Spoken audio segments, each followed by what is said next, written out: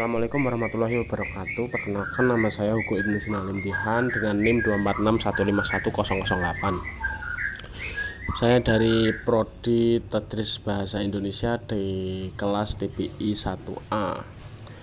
Saya akan mereview dua jurnal, yaitu yang pertama jurnal dari Nur Sakinah, Temulyadi S dan Gandanaji dengan judul Menyongsong Masa Depan, Survei Implementasi Pendidikan Inklusi Jenjang Pendidikan Anak Usia Dini. Dan yang kedua dari Sari N, Hibana N, dan Zulfa NA 2024 dengan judul Model Pendekatan Taman Indria Ki Hajar Dewantara dan Implementasinya dalam Pendidikan Anak Usia Dini.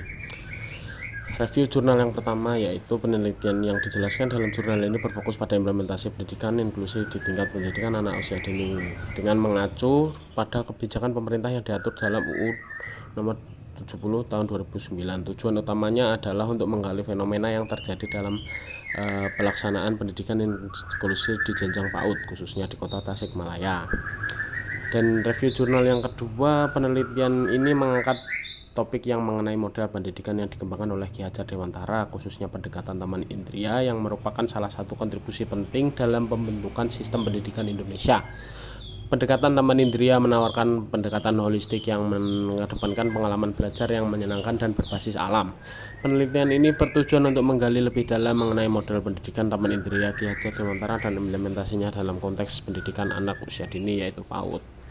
Di sini saya akan membacakan persamaan dari kedua jurnal di atas. Yang pertama yaitu fokus pada PAUD.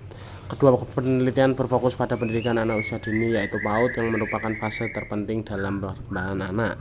Yang kedua merupakan pendekatan holistik dalam pembelajaran. Jurnal pertama menekankan anak pendidikan inklusif yang mendukung perkembangan holistik anak, termasuk mereka yang berkebutuhan khusus.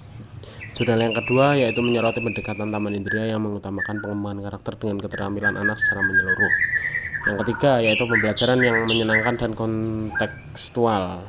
Jurnal yang pertama yaitu menunjukkan bahwa pendidikan inklusi memberikan pengalaman belajar yang menyenangkan dan menarik. Jurnal yang kedua yaitu menyarankan pembelajaran berbasis alam yang memungkinkan anak-anak belajar secara praktis dan kontekstual. Dan yang terakhir yaitu perbedaan dari kedua jurnal di atas.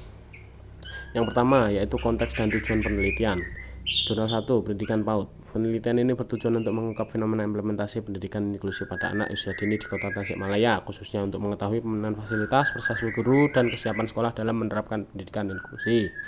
Dan jurnal yang kedua yaitu pendekatan Taman Indria. Penelitian ini bertujuan untuk menggali model pendidikan Taman Indria Ki Hajar Dewantara dan penerapannya dalam pendidikan anak usia dini dengan menekankan pembelajaran berbasis alam dan integrasi lintas mata pelajaran. Yang kedua yaitu pembelajaran yang diusung. Yang jurnal yang pertama yaitu menekankan pada pendidikan inklusi yang memberikan kesempatan bagi semua anak, termasuk yang berkebutuhan khusus, untuk belajar bersama di lingkungan yang mendukung keberagaman dan inklusivitas. Jurnal kedua yaitu menekankan pada pendekatan berbasis alam yang berfokus pada pengalaman belajar langsung di luar kelas yang mengintegrasikan pendidikan karakter dengan pembelajaran kontekstual dan holistik melalui alam.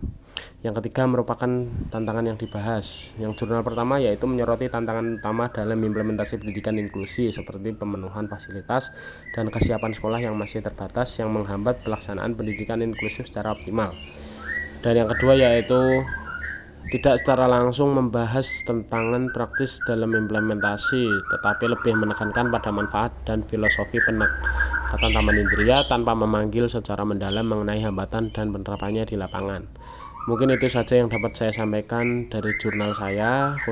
Jika ada kurang dan lebihnya saya mohon maaf. Wassalamualaikum warahmatullahi wabarakatuh.